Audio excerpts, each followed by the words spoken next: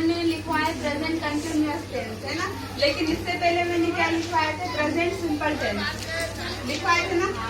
तो आज अपन सबसे पहले रीड कर लेते हैं, फिर इसके बाद ये पढ़ेंगे, है ना। लिखा लो कॉपी। देखो प्रेजेंट सिंपल टेंस सूत्र मैंने क्या लिखवाया था, सब्जेक्ट, है ना, फिर वर्ब की फर्स्ट फॉर्म एस या ईएस, फिर ऑब्जेक्ट। अब हिंदी का एक वाक्य जैसे कि वह घर जाता है, वह घर जाता है, तो इंग्लिश में क्या होगा, he goes to home, he goes to home. अब इसमें से आपको बताना है कि सब्जेक्ट क्या है काजल, और सोनिया आप बताओ कि इसमें से वर्ब क्या है, गो, और ऑब्जेक्ट क्या हुआ, होम। इस सब चीज में आपको समझ में आया ना कि सब्जेक्ट क्या है, वर्ब क्या है और ऑब्जेक्ट क्या है ना। अगला आप पढ़ते हैं, जैसे कि हम जयपुर से आते हैं, है ना। इंग्लिश में आप पढ़ो, सोनिया आप बताओ कि इसमें से सब्जेक्ट क्या है, वी, और वर्ब क्या है, होम, काम, होम, और ऑब्जेक्ट क्या हुआ आपका, जयपुर, है ना। पूरा वाक्य क्या बना, वी कम फ्रॉम जयपुर, हम जयपुर से आते हैं। और ये जो वाक्य लिखवाए थे मैंने, ये प्रेजेंट सिंपल टेंस है ना। और आपको ये बता दूं कि एस और ईएस का प्रयोग कहाँ करते हैं। एस और ईएस का प्रयोग आप थर्ड पर्सन सिंगुलर के साथ करते हैं, जैसे कि ही, सी, इट के साथ एस, ऑब्जेक्ट के वर्ब के साथ आपको एस या ईएस लगाना रहता है ना।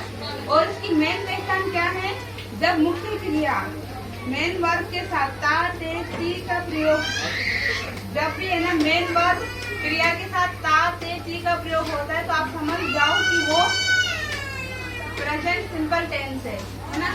अब जैसे कि नेगेटिव सेंटेंस मैंने लिखवाए थे, है ना, नेगेटिव निकालो आप। नेगेटिव सेंटेंस नकारात्मक वाक्य, उसमें क्या आता है, पहले सब्जेक्ट, फिर डज या डू, फिर नॉट, वर्ब की फर्स्ट फॉर्म, फिर ऑब्जेक्ट, है ना।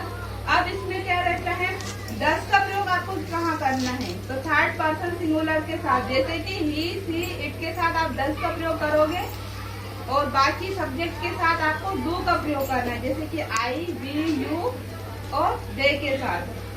अब जैसे कि राम स्कूल नहीं जाता है, तो आप बताओ क्या लिखोगे, राम स्कूल नहीं जाता है, does not go to school, हाँ, Ram does not go to school. अब सेकेंड मैंने क्या लिखवाया था, मैं पार्क में नहीं खेलता हूँ, I do not play in the park. अब इन सब में सब्जेक्ट क्या है, आई, है ना, और प्ले यानी खेलना, तो ये क्या हुआ है, वर्ब हुआ, इन द पार्क, ये पूरा वाक्य क्या बना, ऑब्जेक्ट।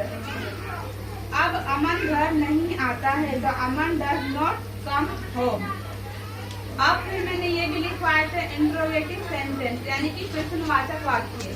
जब आप किसी से पूछते हो कि आप क्या कर रहे हो, आप क्या खा रहे हो, आप क्या कर रहे हो, वैसे तो उन सबको क्या बोला जाता है, इंट्रोगेटिव वाक्य, सेंटेंस।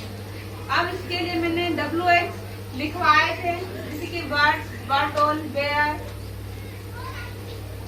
तो इसमें क्या आता है, पहले WH जो भी है वो आएगा, प्लस में डज, फिर डू, डज या डू आएगा, प्लस में फिर सब्जेक्ट, प्लस नॉट, फिर वर्ब की फर्स्ट फॉर्म, फिर ऑब्जेक्ट, ठीक है ना। अब जैसे कि आप क्या खेलते हो, तो क्या हुआ इसका, डू यू प्ले, है ना। फिर इसी तरह क्या राम स्कूल जाता है, तो does Ram go to school. फिर क्या राम स्कूल नहीं जाता है, तो does Ram not go to school. क्या मैं पार्क में नहीं खेलता हूँ, तो do I not play in the park. Do का प्रयोग और डज का प्रयोग रहेगा इसमें, और उसमें नॉट का प्रयोग हुआ है। इसमें नहीं, जैसे कि नहीं केस में आता है, तो उसमें नॉट का प्रयोग करते हैं। अब जैसे कि मैंने यहाँ लिखवाया प्रेजेंट कंटिन्यूअस टेंस। अब इसे ध्यान में दो, देखो आप ना, प्रेजेंट कंटिन्यूअस टेंस ऐसे वाक्य जिनमें पता है मुख्य क्रिया मेन वर्ब के साथ रहा है, रही है, रहा है या रहा हूँ, तब प्रयोग होता है जैसे कि राम खेल रहा है ना, सीता नाचती है, रामू घर जाता है, जा रहा है। जब भी रहा है रही है का प्रयोग होता है तो उसे क्या बोला जाता है? Present continuous tense. अब जैसे यहाँ पे सबसे पहले क्या आएगा? सब्जेक्ट आएगा, प्लस में इज एम आर। ये तीन क्या है? हेल्पिंग वर्ब है। आपको ध्यान में ये भी रखना है इज का प्रयोग कहाँ करते हैं, तो मैंने ये भी लिखवाया है थर्ड पर्सन सिंगुलर के साथ इज का प्रयोग होगा, ठीक है ना। अब एम का प्रयोग कहाँ पे होगा? आई के साथ एम का प्रयोग करना है। अब आर का प्रयोग कहाँ करना है? यू वी दे के साथ। समझ में आया? और सब्जेक्ट क्या कहलाते हैं बताओ? I you we they we she it, ये सारे के सारे सब्जेक्ट कहलाते हैं। रिसाब सीधे बैठो। ये सारे के सारे सब्जेक्ट कहलाते हैं और ये तीन हेल्पिंग वर्ब है। और आपको ध्यान में ये भी रखना है कि इज का प्रयोग कहाँ पे करना है, एम का प्रयोग कहाँ पे करना है और आर का प्रयोग कहाँ पे करना है। अब वर्ब की फर्स्ट फॉर्म आएगी और वर्ब के साथ आईएनजी। आईएनजी का हिंदी मीनिंग क्या है? रहा है, रही है, ऐसे, तो उसे ही आईएनजी का इसमें यूज करेंगे। और फिर ऑब्जेक्ट। अब जैसे कि हिंदी में लिखा है मैंने, रामू घर जा रहा है। रहा है का प्रयोग किया है ना, जाना। जाना क्या हुआ है? वर्ब। जाना, आना, खेलना, कूदना, ये वर्ब है। और रहा है ये क्या है? आईएनजी फॉर्म है ना। ये आईएनजी को प्रदर्शित कर रहा है। रामू घर जा रहा है, तो अब इसमें रामू इज गोइंग होम। मैंने इसका प्रयोग क्यों किया है? क्योंकि मैंने क्या कहा है? ही सी इट हो। इट क्या है? किसी भी वस्तु का नाम हो सकता है या व्यक्ति का नाम हो सकता है ना। तो रामू का एक नाम है ये, तो रामू इज गोइंग होम। अब आप बताओ कि इसमें से सब्जेक्ट क्या है? रामू है ना। अब वर्ब क्या है इसमें से? गोइंग। गो एक वर्ब है।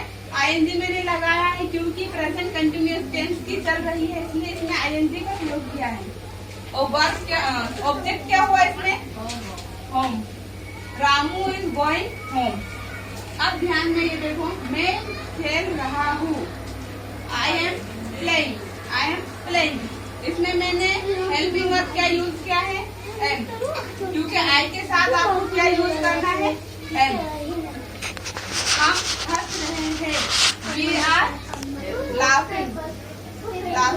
अब बी के साथ क्या यूज किया मैंने? आर। हेल्पिंग वर्ब क्या यूज होगा? आर।